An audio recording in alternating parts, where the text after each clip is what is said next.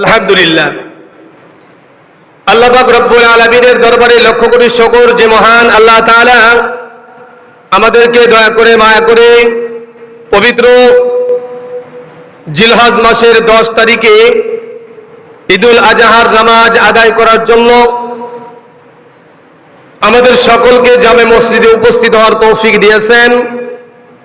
আমরা সেই মহান মালিকের দরবারে অন্তরের অন্তরস্থল থেকে কালিমাত শুকর আদায় করি, সকলে বলি আলহামদুলিল্লাহ। আল্লাহ পাক রব্বুল আলামিন হযরত ইব্রাহিম আলাইহিস সালাতু ওয়াস সালাম থেকে যেই পরীক্ষা সমূহ নিয়েছিলেন, সেই পরীক্ষার মধ্যে একটা পরীক্ষা হলো আল্লাহ পাক রব্বুল আলামিনের জন্য উৎসর্গ করা, আল্লাহ পাক রব্বুল আলামিনের জন্য কুরবানি করা। আল্লাহ তাআলা ইব্রাহিম আলাইহিস সালাতু ওয়াস সালামকে বললেন, ইব্রাহিম, তোমার কাছে সবচেয়ে বেশি প্রিয় যেই বস্তু, ওই বস্তুটা আমি আল্লাহ তাআলার জন্য উৎসর্গ করো।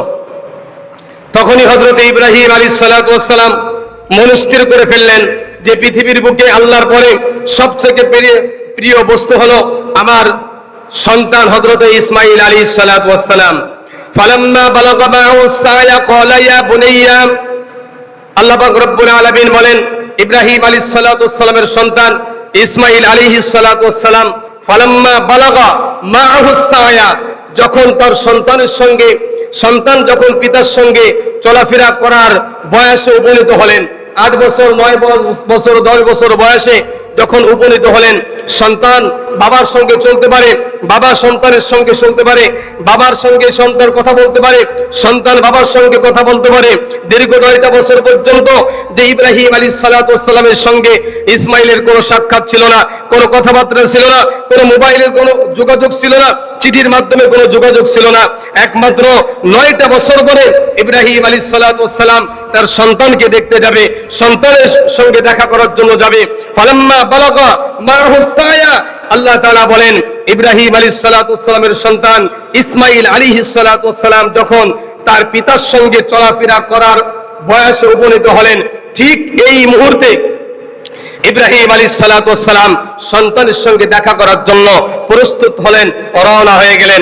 ইতিমধ্যে আল্লাহ পাক রব্বুল আলামিন ঘোষণা করলেন, আল্লাহ পাক রব্বুল আলামিন ওহীর মাধ্যমে, স্বপ্নের মাধ্যমে ইব্রাহিম আলাইহিস সালাতু ওয়াস সালামের কাছে জানতে চাইলেন, ইব্রাহিমকে পরীক্ষায় ফেললেন, ইব্রাহিম, তোমার সম্পদের ভিতরে যেই সম্পদ তোমার কাছে সবথেকে বেশি প্রিয়, যেটাকে তুমি বেশি মহব্বত করো, ওই সম্পদকে, ওই বস্তুকে আমি আল্লাহ পাক রব্বুল আলামিনের জন্য উৎসর্গ করতে হবে।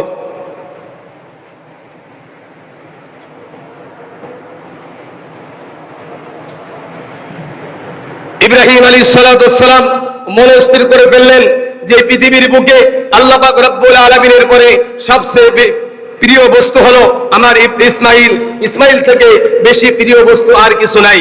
এজন্যই ইব্রাহিম আলাইহিস সালাতু ওয়াস সালাম যখন ইসমাঈল আলাইহিস সালাতু ওয়াস সালামকে নিয়ে মিনার ময়দানে রওনা দিলেন, ফালাম্মা বালাগা মা'হুস সায়া ক্বালা ইয়া বুনাইয়া ইন্নী আরা ফিল মানাম আন্নী আযবাহুক ফানজুর মাযা তারা।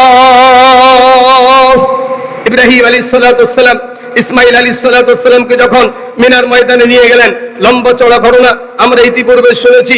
ইসমাঈল আলাইহিস সালাতু ওয়াস সালামকে শয়তান ধোঁকা দিয়েছিলেন, ইব্রাহিম আলাইহিস সালাতু ওয়াস সালাম যাতে কুরবানিটা, আল্লাহর হুকুমটা যথাযথভাবে পালন করতে না পারে, এজন্যই ইব্রাহিম আলাইহিস সালাতু ওয়াস সালামকে বিভিন্ন সময় বিভিন্ন ভাবে ইসমাঈল আলাইহিস সালাতু ওয়াস সালামকে শয়তান হাজরা আলাইহিস সালাতু ওয়াস সালামকে এরকম ভাবে ধোঁকা দিয়েছিলেন।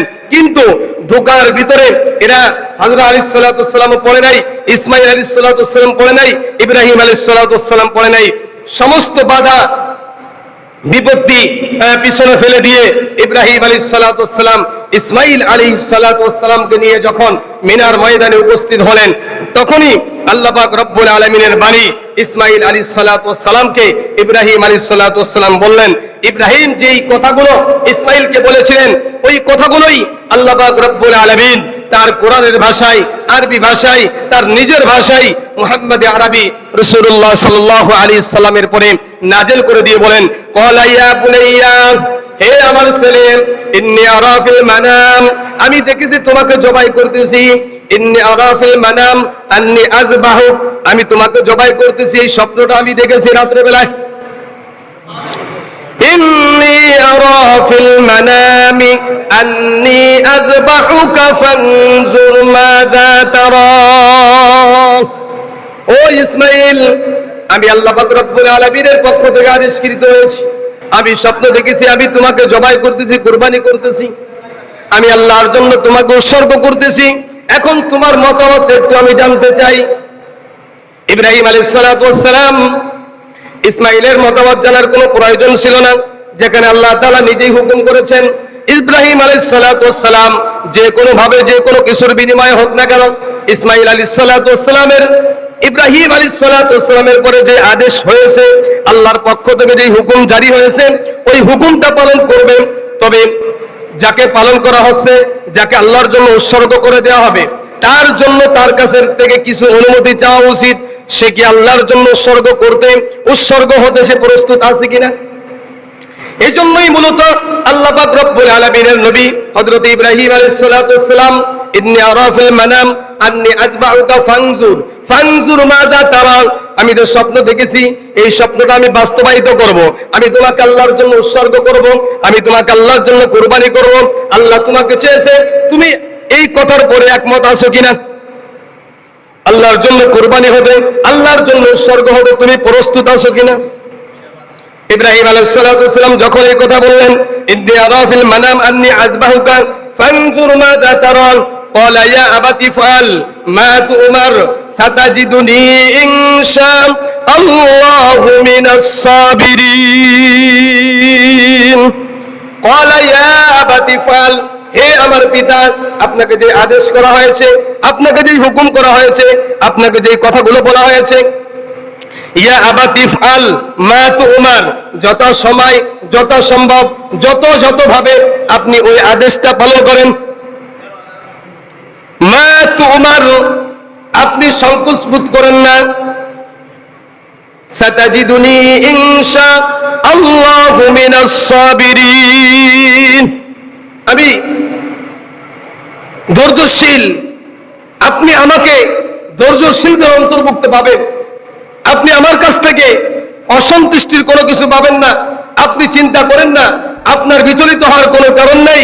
আপনাকে আল্লাহ তাআলা যেই হুকুমটা করেছেন, আপনি যথাযথভাবে ওই হুকুমটা আপনি পালন করেন, কোনো সমস্যা নাই। আপনি আমাকে জবাই করেন, আমাকে আল্লাহর জন্য উৎসর্গ করেন, আমি আল্লাহর জন্য উৎসর্গ হতে প্রস্তুত আছি। ইব্রাহিম আলাইহিস সালাতু ওয়াস সালাম যখন কথাগুলো বলেছে, ইসমাঈল আলাইহিস সালাতু ওয়াস সালাম তার মাথাটাকে জমিনের দিকে নিচে করে দিয়েছে, জমিনের দিকে নোয়ায় দিয়েছে, আল্লাহর জন্য তার নিজের গর্দানকে, আল্লাহর জন্য তার জীবনটাকে উৎসর্গ করে দিয়েছেন। আমার মুসলমান ভাইরা আমার, ইব্রাহিম আলাইহিস সালাতু ওয়াস সালাম যখন ইসমাঈল আলাইহিস সালাতু ওয়াস সালামকে মিনার ময়দানে তীক্ষ্ণ ধারালো ছুরি দ্বারা যখন তিনি তাকে জবাই করার জন্য বললেন, জবাই করতে গেলেন, ইব্রাহিম আলাইহিস সালাতু ওয়াস সালাম ছুরিটাকে ইসমাঈল আলাইহিস সালাতু ওয়াস সালামের গলার উপরে ছুরি চালাইতেছে, এত ধারালো ছুরি, অথচ সেই ছুরি দ্বারা তার গর্দন কাটরা। এটা আল্লাহর একটা কারিশমা, আল্লাহর একটা নীলা খেলা। ইব্রাহিম আলাইহিস সালাতু ওয়াস সালাম মনে মনে চিন্তা করলেন, মনে হয় ছুরির ধারটা একটু কমে গেছে। পাশে একটা পাথরের টুকরা ছিল, ওই ছুরি দ্বারা যখন পাথরের টুকরাকে আঘাত করেছে, পাথরের টুকরাটা দুরুক্ত হয়ে গেছে। ইব্রাহিম আলাইহিস সালাতু ওয়াস সালাম বললেন, না, আমার ছুরির ধার কমে না, ধার ঠিকই আছে, আবার ছুরি চালাইস। এইভাবে যখন ছুরি চালাইতেছেন গর্দন আর কাটে না। এদিক দিয়ে আল্লাহ পাক রব্বুল আলামিন জিবরাইল আলাইহিস সালাতু ওয়াস সালামকে বলেন, ও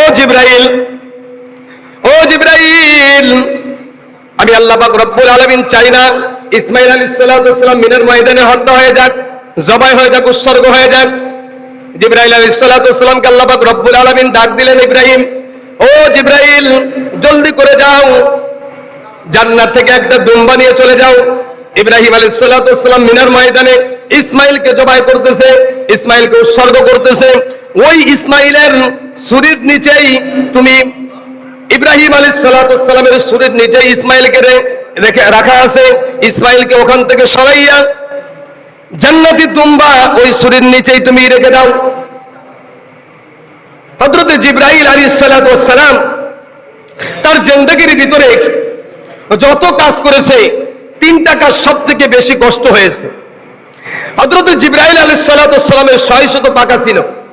একটা পাখা যদি একবার বাড়ি মারতো, পৃথিবী কয়েকবার ঘুরতে পারতো। এত পাওয়ারফুল ছিল জিবরাইল আলাইহিস সালাতু ওয়াস সালামের, তার ভিতরে এত শক্তি ছিল যে একটা পাখা যদি তিনি বাড়তেন, তো এই পৃথিবীটা কয়েকটা চক্কর দিতে পারতেন এক পাখা মারার কারণে। তো জিবরাইল আলাইহিস সালাতু ওয়াস সালাম তার জিন্দেগির ভিতরে তিনটা কাজ সব থেকে বেশি কষ্ট হয়েছে, এবং এই তিনটা কাজ করতে গিয়ে আল্লাহর দেওয়া 600 পাখাকে জিবরাইল আলাইহিস সালাতু ওয়াস সালাম ব্যবহার করেছেন, এবং তার শরীর দ্বারা ঘাম বের হয়ে গেছে, পানি বের হয়ে গেছে, কষ্ট অনুভব হয়েছে। এমন তিনটা কাজ হযরত জিবরাইল আলাইহিস সালাতু ওয়াস সালাম করেছেন। নাম্বার 1, হযরত ইব্রাহিম আলাইহিস সালাতু ওয়াস সালামকে যখন নমরুদ আগুনের ভিতরে পোড়ানোর জন্য, ফেলানোর জন্য যখন তিনি চরক গাছের উপরে বাঁধলেন, শয়তান আগমন করলেন, রহমতের ফেরেশতা চলে গেলেন। যখন তিনি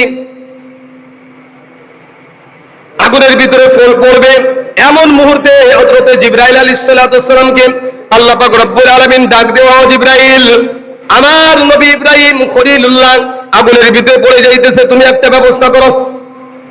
হযরত জিবরাইল আলাইহিস সালাতু ওয়াস সালাম বলেন, সিদরাতুল মুনতাহা থেকে আমার 600 পাখাকে এমন ভাবে বাড়ি মেরেছিলাম, আমার শরীর দ্বারা ঘাম বের হয়ে গেছে, আমার ভিতরে কষ্ট অনুভব হলো।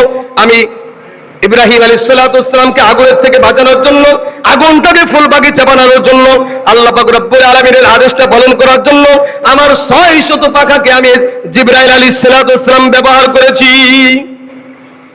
2 নম্বর, আল্লাহ পাক রব্বুল আলামিন যখন হযরত জিবরাইলকে হুকুম করলেন, জিবরাইল রে জান্নাতে যাও, জান্নাতের ভিতর থেকে দুম্বা নিয়ে হযরত ইব্রাহিম আলাইহিস সালাতু ওয়াস সালামের শরীর নিচে রেখে দাও। সিদরাতুল মুনতাহা অনেক দূরের পথ, সেখানে জিবরাইল আলাইহিস সালাতু ওয়াস সালাম অবস্থান করতেছেন। এদিক দিয়ে ইব্রাহিম আলাইহিস সালাতু ওয়াস সালাম তিনি তার শরীর নিচেই ইসমাঈল আলাইহিস সালাতু ওয়াস সালামকে রেখে তিনি বলতেছেন, ইন্নী ওয়াজ্জাহতু ওয়াজহিয়া লিল্লাযী ফাতারাস সামাওয়াতি ওয়াল আরদ আলা মিল্লাতি ইব্রাহিমা হানিফাও ওয়া মা আনা মিনাল মুশরিকিন ইন্নাস সালাতি ওয়া নুসুকি ওয়া মাহইয়ায়া ওয়া মামাতি লিল্লাহি রাব্বিল আলামিন লা শারীকা লাহু ওয়া বিযালিকা উমিরতু ওয়া আনা আউওয়ালু মিনাল মুসলিমিন আল্লাহুম্মা মিনকা ওয়া লাকা বিসমিল্লাহি আল্লাহু আকবার আল্লাহু আকবার। এই যে বিসমিল্লাহি আল্লাহু আকবার বলেছে, আমরা যখন কোন পশু জবাই করি বিসমিল্লাহি আল্লাহু আকবার বলে, আমরা কি কয়েক মিনিট দেরি করি, নাকি সাথে সাথে ছুরি চালাই দিই? সাথে সাথে কি ছুরি চালাই দিই।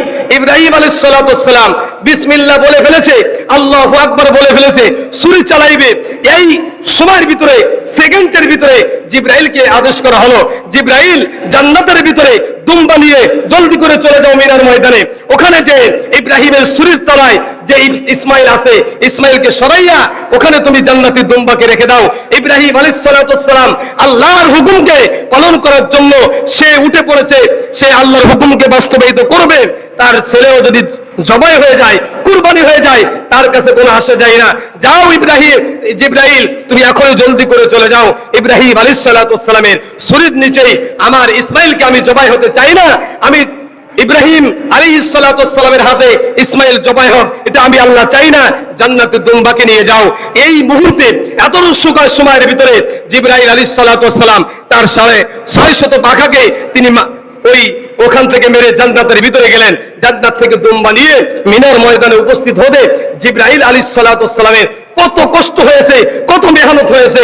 এই জন্য বলা হয়েছে জিবরাইল আলাইহিস সালাতু ওয়াস সালাম যত কাজগুলো করেছে, সমস্ত কাজের ভিতরে কয়েকটা কাজ জিবরাইল আলাইহিস সালাতু ওয়াস সালাম কষ্ট অনুভব করেছিলেন। তার ভিতরে একটা হলো ইব্রাহিম আলাইহিস সালাতু ওয়াস সালামকে আগুনের ভিতরে ফেলে দেওয়ার সময় এই আগুনটাকে জান্নাতের বাগিচা বানানোর জন্য জিবরাইল আলাইহিস সালাতু ওয়াস সালাম আল্লাহর আদেশে আগমন করেছেন।